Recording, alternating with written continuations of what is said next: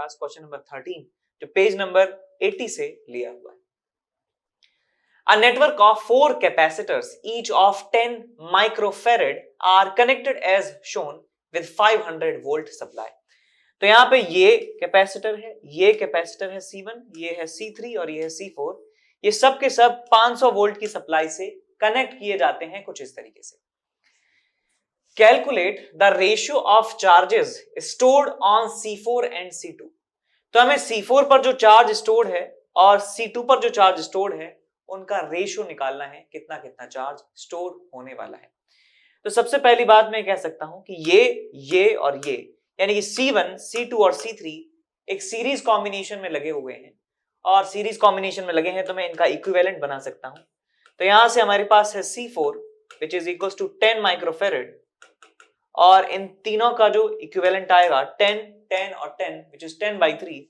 तो 10/3 यहां पे मैं लिख सकता हूं इक्विवेलेंट कैपेसिटेंस 10/3 माइक्रोफेरेड। अब यहां पे एक बैटरी लगाई गई है 500 वोल्ट की बैटरी लगाई गई है।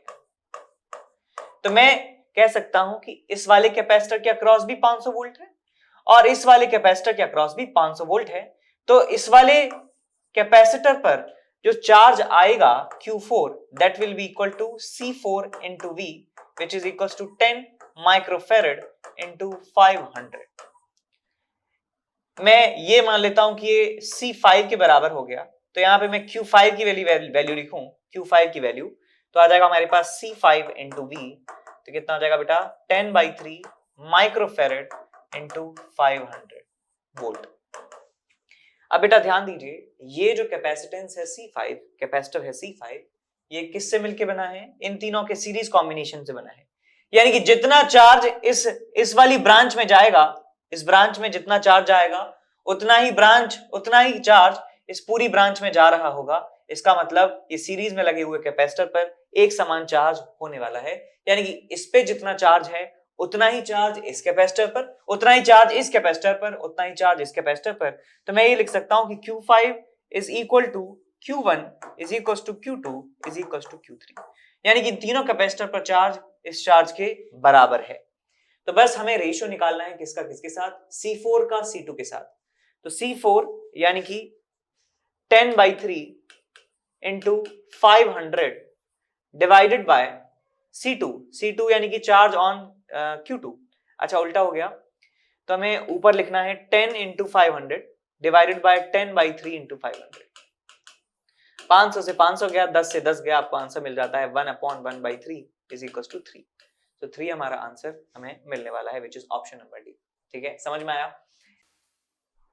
Hello my dear students, I am Neeraj Kumar Chaudhary your physics teacher. बच्चों एक बहुत ही इंपॉर्टेंट इंफॉर्मेशन लेके आया हूं अगेन आपके लिए। Unacademy champions league is back again. फिर से अनअकैडमी चैंपियंस लीग का टेस्ट हो रहा है जो कि 14th and 21st of November को होगा ग्रुप स्टेज पे, जिसमें 25 क्वेश्चन होंगे और 1 घंटे का एग्जाम होगा, 1 से 2 PM होगा। ठीक है बच्चों, और फाइनल्स होगा 28 नवंबर को जिसमें 75 क्वेश्चंस होंगे और 3 आवर्स का होगा जो कि 1 to 4 PM होगा। और इसमें बच्चों बहुत अच्छे अच्छे अवार्ड्स हैं। ठीक है ना, ये आप जानते ही हो बहुत अच्छे तरीके से। 5 CR तक के आप इसमें अवार्ड्स जीत सकते हो, इतना बड़ा पूल है, तो चांसेस बहुत ज्यादा है। ठीक है बच्चों, और अगर इसमें आप अच्छी रैंक लाते हो ग्रुप स्टेज में तो 1 से 10 पे आपको 20,000 का प्राइस है और 100% स्कॉलरशिप है, यानी कि कोई भी सब्सक्रिप्शन लेते हो 100% ऑफ। ठीक है ना, 11 to 30 की रैंक आती है तो 10,000 और 50% इस पे ऑफ, और बाकी का भी आप देख सकते हो। और अगर आप फाइनल में रैंक लेके आते हो तो आपको 1 लाख का कैश प्राइज है और 100% स्कॉलरशिप है। ठीक है ना, ऊपर के टॉप 10 रैंकर्स को यानी कि 1 से लेके 10 तक 100% स्कॉलरशिप है, और रैंक 1 को 1 लाख, 2 और 3 को 60 और 4 और 10 को 50,000 तक के प्राइस हैं। ठीक है बच्चों, तो बहुत ही बेहतरीन मौका है अच्छे अच्छे प्राइजेस जीतने का। ठीक है बच्चों, और ये है स्पेशल प्राइज वीक, यानी कि ये जो हफ्ता चल रहा है, अगर इस वीक में आप सब्सक्रिप्शन लेते हो तो आपको बहुत बड़ा डिस्काउंट मिल रहा है। ठीक है ना, 10 + 10 यानी कि 20% का, अप्रोक्सीमेटली 20% का डिस्काउंट मिल रहा है आप अगर इस स्पेशल वीक में सब्सक्रिप्शन लेते हो तो। ठीक है ना, किस तरीके से? अगर आप आइकॉनिक का सब्सक्रिप्शन लेते हो और तो मान लीजिए 1 लाख का अगर आपकी फीस है तो आपको बस 81,000 का पड़ेगा वो, यानी कि पूरे 19,000 यानी कि अप्रोक्सीमेटली 20% का आपको फायदा है। प्लस वाला जो है, प्लस में अगर आप देखते हो तो आपको प्लस में भी जो चीज 53,000 की है वो आपको मतलब 53,000 की पड़ रही है आपको 12,000 का ऑफ लेके, ठीक है। तो ये चीज पहले 67,000 की थी, अभी आपको 53 की मिल रही है, यानी कि पूरा 20% ऑफ है। किस वजह से? इस स्पेशल वीक की वजह से।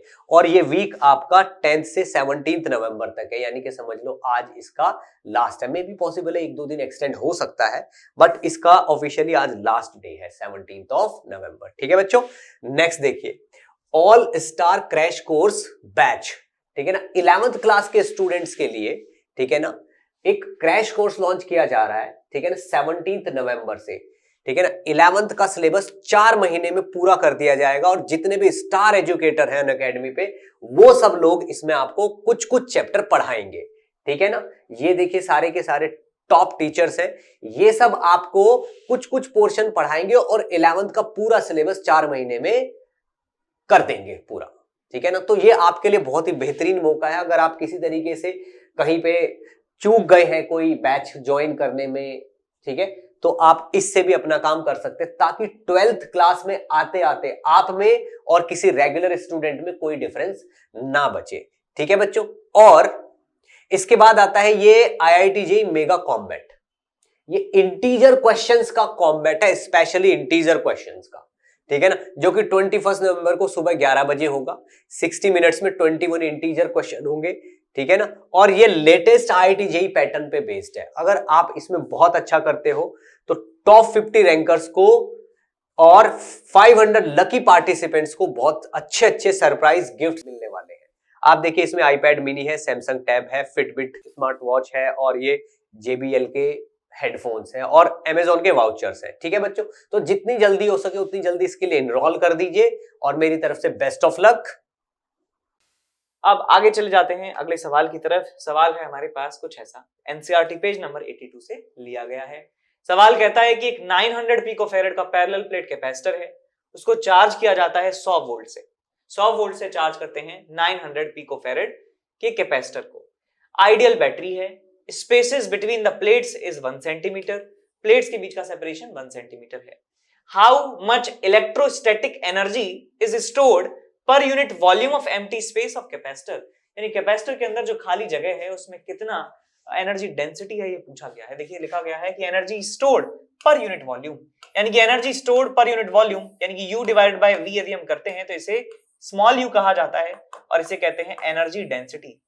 एनर्जी डेंसिटी, तो एनर्जी डेंसिटी का निकालने का एक तरीका तो ये होता है कि मैं half epsilon not E square कर देता हूं। मैं इलेक्ट्रिक फील्ड कैसे भी कैलकुलेट कर दूं और इस फॉर्मूले में half epsilon not E square से एनर्जी डेंसिटी निकाल लूं। एक तरीका ये है कि मैं कैपेसिटर के ऊपर कितना एनर्जी है half CV square divided by इसका वॉल्यूम डिवाइड कर दूं, या फिर मैं कर सकता हूं कि Q square by 2C divided by इसका टोटल वॉल्यूम से डिवाइड कर दूं। तो मेरे पास 3 तरीके हैं एनर्जी डेंसिटी को कैलकुलेट करने के, आपकी जो मर्जी हो वो आप कर सकते हैं। तो मैं यहां पे क्या करूंगा कि मुझे ये दिया है कि कैपेसिटर की प्लेट्स के बीच में डिस्टेंस कितना है, मुझे कैपेसिटेंस दिया है, तो मैं यहां पे लिख सकता हूं that capacitance is equal to A epsilon naught divided by D।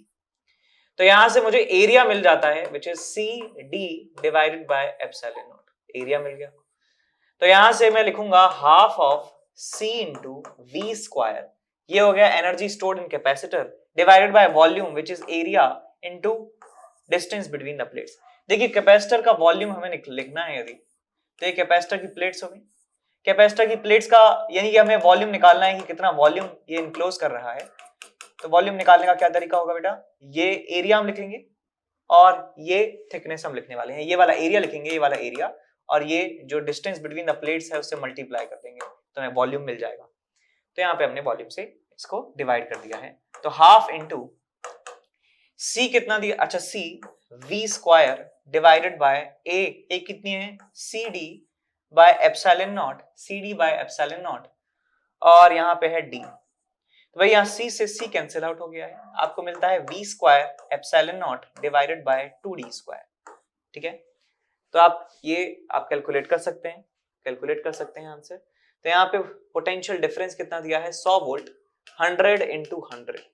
Epsilon not कितना होता है 8.8 into 10 to the power -12 divided by 2d square 2 into D square, D square यानी 1 सेंटीमीटर का स्क्वायर, 10 टू द पावर -2 का square, 10 to the power -4। तो 10 to the power -4 को आप ऊपर ले जाएंगे तो 10 टू द पावर -8 आपको मिलेगा, 1 2 3 4 आपको मिलेगा 10 to the power -4।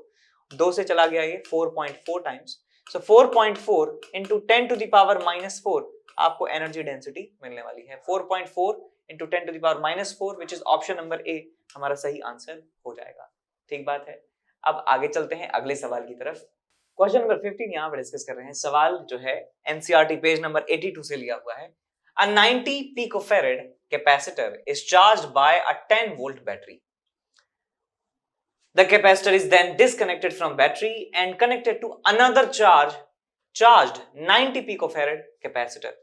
Find electrostatic energy stored by the system. ठीक है, तो यहां पे मैं एक चीज आपको ये बताना चाहता हूं कि यहाँ पे टू अनदर, यहाँ पे अनचार्ज है ये, ठीक है, यहाँ पे अनचार्ज है ये, अनचार्ज है ये, ठीक है। तो चलिए सवाल को स्टार्ट करते हैं सॉल्व करना कि ये 90 पिकोफैरेड का कैपेसिटर है, इसको चार्ज किया जाता है एक 10 वोल्ट की बैटरी से। तो मैं मान लेता हूं कि इसका पोटेंशियल V के बराबर है और यहाँ पे इसका कैपेसिटेंस मतलब दिया हुआ है 90, इसको C के बराबर मान लेता हूं। तो कैपेसिटर को चार्ज करने पर इसके ऊपर चार्ज आ जाता है प्लस CV के बराबर और यहाँ पर चार्ज आएगा माइनस CV के बराबर। अब इस कैपेसिटर को जोड़ दिया जाता है एक अनचार्ज कैपेसिटर से, तो क्या होगा, चार्जेस का फ्लो तब तक होगा जब तक इनके अक्रॉस पोटेंशियल के डिफरेंस जो है बराबर नहीं हो जाते। तो यहां पे मैं मान लेता हूं कि फाइनल जो पोटेंशियल है, फाइनल पोटेंशियल हो जाता है इन दोनों के अक्रॉस, फाइनल पोटेंशियल VC के बराबर, पोटेंशियल VC के बराबर हो जाता है। तो यहां पे मैं लिखूंगा कि इस पे ऊपर चार्ज आ जाएगा C इंटू VC और इसके ऊपर भी चार्ज आ जाएगा C इंटू VC के बराबर। तो मैं सबसे पहले चार्ज कंजर्वेशन का इक्वेशन लगाता हूं कि ये वाली जो प्लेट्स हैं आइसोलेटेड हैं तो इनके ऊपर चार्ज कंजर्व रहेगा। तो इस वाली प्लेट पर चार्ज पहले था CV और बाद में चार्ज हो गया है CVC और यहाँ पे पहले 0 था अब CVC हो गया है। CV is equal to 2 times CVC, C से C कैंसिल आउट हो गया, VC की वैल्यू मिल जाती है V/2 के बराबर। तो हमें अपना फाइनल वोल्टेज मिल चुका है जो दोनों कैपेसिटर के अक्रॉस है which is equal to 5 volt. तो बस हमें एनर्जी स्टोर्ड बतानी है, अब सिस्टम के पास कितनी एनर्जी स्टोर्ड है। So half into C into VC का square plus half into C into VC का स्क्वायर। तो हमारे पास फाइनल एनर्जी स्टोर्ड आ जाता है क्योंकि यहाँ पे पोटेंशियल डिफरेंस VC है, यहाँ पर भी VC है, दोनों के कैपेसिटेंस आपस में बराबर हैं, तो हमें मिल जाएगा आंसर C इंटू VC का स्क्वायर। बस सारी वैल्यूज आप यहाँ पे रख दीजिए।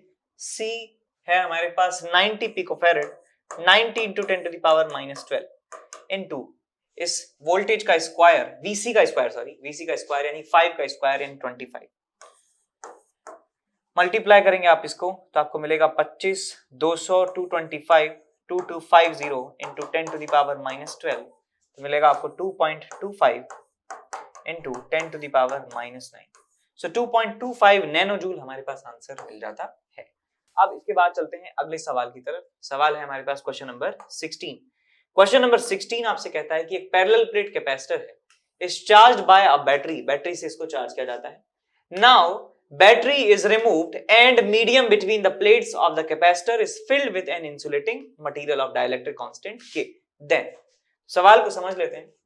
हमारे पास एक कैपेसिटर है, कैपेसिटर का कैपेसिटेंस C, बैटरी से इसको कनेक्ट किया और स्विच को कर दिया क्लोज।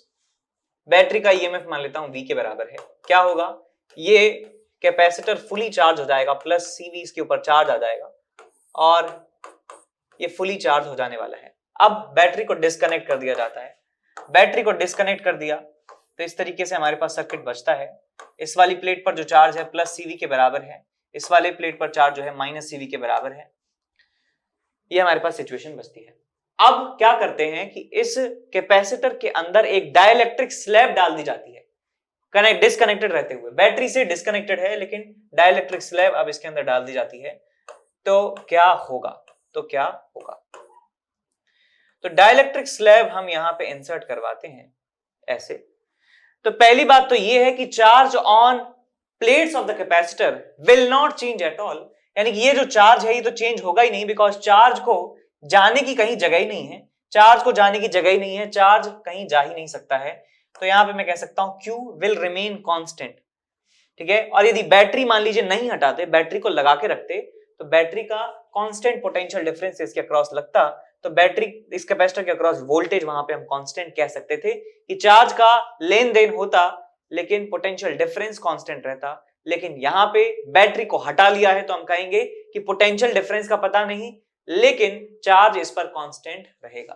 तो इस पर चार्ज CV आ जाता है, इस पे चार्ज -CV आ जाता है, और क्योंकि इलेक्ट्रिक फील्ड पहले ऐसे था तो इस इलेक्ट्रिक फील्ड के कारण यहाँ पे इंड्यूस हो जाता है ऑपोजिट डायरेक्शन में इलेक्ट्रिक फील्ड, E इंड्यूस्ड के बराबर यहाँ पे आ जाता है, प्रोड्यूस हो जाता है इस डाइलेक्ट्रिक स्लैब के अंदर। तो यहाँ पे हम कहेंगे कि नेट इलेक्ट्रिक फील्ड जो होता है, नेट इलेक्ट्रिक फील्ड वो डिक्रीज होता है कैपेसिटर के अंदर यदि हम डाइलेक्ट्रिक स्लैब डाल देते हैं बिना बैटरी लगाए। बैटरी को डिस्कनेक्ट करने के बाद डाइलेक्ट्रिक स्लैब डालने पर इलेक्ट्रिक फील्ड घटता है। अब इलेक्ट्रिक फील्ड घटेगा तो हम और क्या क्या बातें कह सकते हैं, हम पोटेंशियल डिफरेंस के बारे में कह सकते हैं। यदि E घट रहा है तो पोटेंशियल डिफरेंस इनके बीच में क्या होगा, वो भी घट रहा होगा, और कैपेसिटेंस जो है वो हो जाएगा हमारे पास K टाइम्स C। ये तो आप कुछ भी कर लीजिए, आप डाइलेक्ट्रिक स्लैब डालिए चाहे बैटरी को लगाइए मत लगाइए, कैपेसिटेंस जो है वो K टाइम्स हो जाता है। अब एक बार देख लेते हैं, अच्छा यहाँ पे चार्ज के बारे में भी लिख देता हूं, चार्ज जो है वो कांस्टेंट रहने वाला है। अब ऑप्शंस देख लेते हैं क्या क्या पूछा गया है।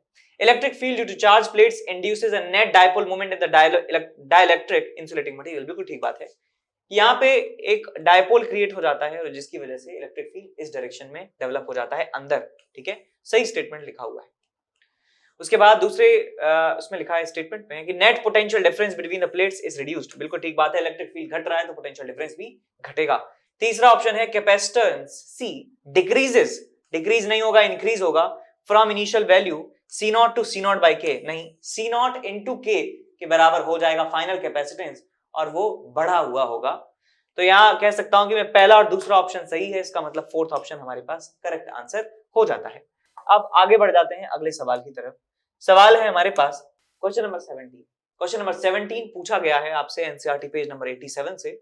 A parallel plate capacitor with each plate of area इतना हैज प्लेट सेपरेशन इतना, ठीक है। तो यहां पे जो दिया है वो एक बार लिख लेते हैं कि हमारे पास एक पैरेलल प्लेट का कैपेसिटर है और इसके बारे में हमें दिया है कि इसका एरिया पता है, इसके बीच का थिकनेस पता है, तो हम यहां से कैपेसिटेंस तो निकाल ही सकते हैं। A 3 millimeter thick mica sheet of dielectric constant 6 was inserted between the plates. If this capacitor is connected to 100 volt supply, what is charge on positive plate of capacitor? देखिए सर यहाँ पे क्या है कि इसका कैपेसिटेंस है C0, है ना, इसको मैं लिख सकता हूं A epsilon naught divided by D। ये कनेक्टेड है एक बैटरी से और बैटरी का वोल्टेज कितना है, बैटरी का वोल्टेज है हमारे पास 100 वोल्ट, 100 वोल्ट। अब क्या होता है कि इस कैपेसिटर के अंदर एक स्लैब डाल दी जाती है बराबर थिकनेस की, जितना ये डिस्टेंस है प्लेट्स के बीच में उतनी ही थिकनेस की जो है एक डाइलेक्ट्रिक स्लैब यहां पे डाल दी जाती है, बिल्कुल खचाखच भर दी जाती है, खचाखच जो है वो भर दी जाती है डाइलेक्ट्रिक स्लैब लाइक दिस। इसका डाइलेक्ट्रिक कांस्टेंट कितना है, 6 के बराबर है और बैटरी अभी भी कनेक्टेड है, तो ये बात मैं आपको पिछले सवाल में भी बताई थी। यदि बैटरी लगातार कनेक्टेड है तो इस बैटरी की जिम्मेदारी है, इसका जन्म इसलिए हुआ है कि ये अपने टर्मिनल्स के across constant potential difference 100 volt maintain कर सके, और ये कनेक्टेड है कैपेसिटर के अक्रॉस, तो कैपेसिटर के अक्रॉस वोल्टेज कुछ भी हो जाए वो चेंज नहीं होने देगा, 100 वोल्ट के बराबर ही पोटेंशियल डिफरेंस होगा कैपेसिटर के अक्रॉस। तो यहां पे आप देख भी सकते हैं, एक बात और बताता हूं गहराई की, Q is equal to CV formula आपने पढ़ा है, तो हम जानते हैं कि स्लैब डालने पर कैपेसिटेंस क्या होगा, बढ़ेगा। ये रहने वाला है कांस्टेंट, ये रहने वाला है कांस्टेंट, तो बताइए चार्ज के साथ क्या होगा, चार्ज के साथ क्या होगा, कैपेसिटर के ऊपर जो चार्ज है वो भी इंक्रीज होगा। इसका मतलब अब यहां से जब इसमें स्लैब डाल देते हैं तो चार्ज यहां से निकल के और आकर स्टोर हो जाता है और चार्ज देना पड़ता है इस बैटरी को। तो हमसे पूछा क्या, एक बार देख लेते हैं। What is charge on positive plate of capacitor, इस प्लेट पर कितना चार्ज है। तो मैं लिख सकता हूं इस पे नया चार्ज जो होगा दैट विल बी नया capacitance which is k times पुराना कैपेसिटेंस इनटू v। तो बस सॉल्व कर लीजिए इसे। k की वैल्यू जो है 6 के बराबर है, एरिया जो है हमारे पास 6 × 10⁻³ 6 × 10⁻³ और एप्सिलॉन नॉट होता है 8.8 × 10⁻12 k a epsilon naught by d, d कितना है हमारे पास 3 मिलीमीटर, 3 × 10⁻³ इनटू वोल्टेज, वोल्टेज कितना है 100 के बराबर है 10⁻²। अब इसे सॉल्व कर लीजिए। 10⁻³ से 10⁻³ कैंसिल आउट हो गया, 10⁻² से 10⁻² कैंसिल आउट हो गया, 3 से ये चला गया 2 बार, 2 और 6 12, सो 12 × 8.8 × 10⁻−10 हमारे पास आ गया रिजल्ट। 12 8 96, 6 9 96 और ये हो गया आपके पास 105 105 तो 105.6 × 10⁻10 आपको मिलेगा। और हमें चार्ज निकालना है तो इसको मैं लिखूंगा 1.06 लिख सकते हैं इनटू 10⁻−8 कूलम। ये हमें चार्ज इस प्लेट पर मिलने वाला है 1.06 × 10⁻8 which is option number B. तो इस तरीके से सवाल को सॉल्व किया जा सकता है बड़ी आसानी से। आगे चलते हैं अगले सवाल की तरफ, पेज नंबर 90 से लिया हुआ है। Equivalent capacitance of the network across A and B, A और बी के अक्रॉस जो इक्विवेलेंट कैपेसिटेंस है वो आपको कैलकुलेट करना है बेटा।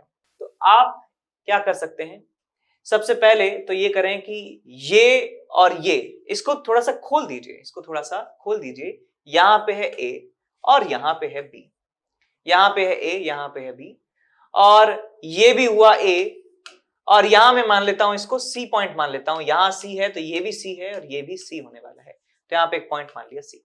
तो बेटा बी और सी के बीच में कैपेसिटर कनेक्टेड है, बी और सी के बीच में एक कैपेसिटर कनेक्टेड है जिसका कैपेसिटेंस है 200 पिकोफैरेड। ये हो गया। अब 200 और 200 जो है सीरीज में है, तो मैं कह सकता हूं ए और सी के बीच में एक 100 माइक्रोफैरेड का कैपेसिटर जुड़ा हुआ है, ए और सी के बीच में एक 100 माइक्रोफैरेड का 100 पिकोफैरेड का कैपेसिटर जुड़ा हुआ है। इसका मतलब इन दोनों का नंबर आ गया। और ए और सी के बीच में एक और 100 पिकोफैरेड का कैपेसिटर जुड़ा हुआ है 100। तो बस हमें ए और बी के अक्रॉस इक्विवेलेंट कैपेसिटेंस निकालना है। तो ये 100 और 100 कितना हो गया 200 के बराबर, तो आगे आपके पास ये 200 पिकोफैरेड, ये ए और ये सी, और यहां सी और बी से एक और 200 पिकोफैरेड का कैपेसिटर जुड़ा हुआ है। अब हम जानते हैं कि 200 और 200 सीरीज में लगे हुए हैं, तो कितना आ जाएगा equivalent, C equivalent will be equal to 200 और 200 का आ जाएगा आपके पास 100 picofarad. This will be the equivalent capacitance between A and B. कितना आ जाएगा answer 100 picofarad which is option number 3, option number 3। ठीक, इसके बाद आगे चलते हैं सवाल नंबर 19 जो पेज नंबर 91 से लिया हुआ है। एक स्फेरिकल कैपेसिटर है consist of 2 concentric spherical conductors held in position by filling insulating material of dielectric constant 6। dielectric constant 6 से भर दिया जाता है, बीच में जो स्पेस है, inner sphere has a radius 10 and outer radius has a radius of 40। the capacitance of spherical capacitor is equal to। तो हमारे पास बेटा यहाँ पे स्फेरिकल कैपेसिटर है, यानी कि यहाँ पे एक इनर स्फीयर है और यहाँ पे एक आउटर स्फीयर है, और इनके बीच का जो ब्लैंक स्पेस है उसे भर दिया जाता है एक डाइलेक्ट्रिक से। तो यदि मैं इसका रेडियस मान लूं a के बराबर है, इसका रेडियस मान लूं b के बराबर है, और यहाँ पे डाइलेक्ट्रिक कांस्टेंट k के बराबर है, तो आपको याद रखना है फॉर्मूला कि कैपेसिटेंस इस स्फेरिकल कंडक्टर का, स्फेरिकल कैपेसिटर का जो कैपेसिटेंस है वो होता है 4 pi epsilon not AB divided by a minus b या b minus a। 4 pi epsilon not AB upon b minus a, ये इसका कैपेसिटेंस होता यदि यहाँ पे कुछ डाइलेक्ट्रिक ना भरा होता, लेकिन यहाँ पे डाइलेक्ट्रिक भरा है तो यहाँ पे आप k आगे लगा सकते हैं। सो k into 4 pi epsilon not AB upon b minus a, ये इसका कैपेसिटेंस होगा। सारी वैल्यूज आप रख दीजिए यहाँ पे। देखिए k यहाँ पे डाइलेक्ट्रिक कांस्टेंट है, और यहाँ पे 4 पाई एप्सिलॉन नॉट को लिख सकता हूं मैं 1 अपॉन 4 पाई एप्सिलॉन नॉट, और आ जाएगा आपके पास b माइनस a, और आ जाएगा आपके पास ab। k की वैल्यू है 6, k की वैल्यू है 6 और a और b की वैल्यू 10 और 40 है, तो आ जाएगा 10 इंटू 40, सेंटीमीटर में है तो मीटर में बनाएंगे तो 10⁻², 10⁻², 10⁻², 10⁻4 आपको मिलेगा। नीचे है आपके पास 1/4 pi epsilon not which is Coulomb's constant 9 into 10 to the power 9 9 into 10 to the power 9 into b minus a कितना हो जाएगा 40 minus 10 which is 30 सेंटीमीटर, तो 30 into 10 to the power -2। ठीक है जी। अब देखिए यहां एक 0 से एक 0 चला गया, 3 से चला गया ये 2 बार, और यहां 2 और 4 80 80/9 इंटू ये और ये चला गया 10 to the power -2 और 10 to the power 9 10 to the power 7 और 10 to the power 7 ऊपर जाएगा तो 10 to the power -11 बन जाएगा। तो सॉल्व करेंगे तो कितना आएगा 9 72 8 9 7 63 9 8 9 8 72 8 बचे 67 63 और बचे एक सेकेंड 72 8 बचे ना 80 9 8 72 8 कर सकते हैं 8 बचे 8.88 into 10 to the power -11 आपको यहाँ पे मिल जाता है कैपेसिटेंस। ठीक है 8.8 into 10 to the power -11 8.8 into 10 to the power -11 क्या आया था answer 8.8 into 10 to the power -11। इसे आप कर सकते हैं 88.8 into 10 to the power -12 और -12 क्या होता है बेटा पीको होता है, तो इसका मतलब आपको 88.8 पीको फेरेड आंसर मिल जाता है which is option number C. Option number C आपको यहाँ पे मिल जाता है आंसर। इसके बाद आगे सवाल की तरफ चलते हैं। सवाल नंबर 20 जो पेज नंबर 91 से लिया हुआ है। A parallel plate capacitor is to be designed with a voltage rating of 2 kilo volt, यानी 2000 वोल्ट पे हमें उसे ऑपरेट करना है कैपेसिटर को using a material of dielectric constant 3 dielectric constant का मटेरियल इस्तेमाल करना है। डाइलेक्ट्रिक स्ट्रेंथ वहां की है 12 into 10 to the power 6 volt पर मीटर, यानी कि ये मैक्सिमम इलेक्ट्रिक फील्ड है जो वो झेल सकता है उस मीडियम में। For safety we should like the field never exceed 20% of dielectric strength, लेकिन हम चाहते हैं कि यार उतना लिमिट तक नहीं, हम 20% ही उसका लिमिट रखने वाले हैं। जैसे मान लीजिए कि ये एक पेन है और मुझे मालूम है कि इस पेन पर मैं 700 न्यूटन फोर्स लगाऊंगा तो ये टूट जाएगा, 700 न्यूटन फोर्स लगाने पर ये टूट जाएगा, तो मैं कह रहा हूं कि मैं सिर्फ इसका 20% सेफ्टी के लिए रखने वाला हूं। मैं लिख दूंगा इस पे कि 140 न्यूटन फोर्स लगाने पर ये टूट सकता है, तो 140 से ज्यादा ना लगाएं, तो मैं और ज्यादा एक्स्ट्रा सेफ होके चल रहा हूं, कोई इस पेन को तोड़ ना दे। सिमिलरली यहां पर है कि हम 20% लिमिट लेके चल रहे हैं कि यार मैक्सिमम का 20% ही हम लिमिट लिख देंगे, यार इससे ज्यादा इलेक्ट्रिक फील्ड क्रिएट मत कर देना। तो भाई हमें वोल्टेज पता है कैपेसिटर के अक्रॉस जो लगेगा विच इज 2000 वोल्ट, और हमें इलेक्ट्रिक फील्ड भी मालूम है कि मैक्सिमम कितना हो सकता है। Maximum electric field will be 20% of how much 12 into 10 to the power 6। तो एक 0 से 0 गया, यहां से गया एक 5 12 और 24, सो 2.4 into 10 to the power 6 volt पर मीटर हमें यहाँ पे मैक्सिमम इलेक्ट्रिक फील्ड मिल जाता है। तो हमें बताना है कि what minimum area of plate is required to have a capacitance of 60 picofarad. अब हम चाहते हैं कि 60 पिकोफैरेड का कैपेसिटेंस हो, तो कितना मिनिमम एरिया हमें लेना चाहिए। तो भाई हमें इलेक्ट्रिक फील्ड दिया है, हमें वोल्टेज दिया है, तो मैं यहाँ पे कह सकता हूं कि यदि इस कैपेसिटर के बीच में इलेक्ट्रिक फील्ड इतना है ई मैक्स के बराबर और वोल्टेज जो है वो इतना है, वोल्टेज जो है कितना है 2000 वोल्ट के बराबर, तो मुझे पता लग जाएगा कि इसका डिस्टेंस बिटवीन द प्लेट्स कितना है।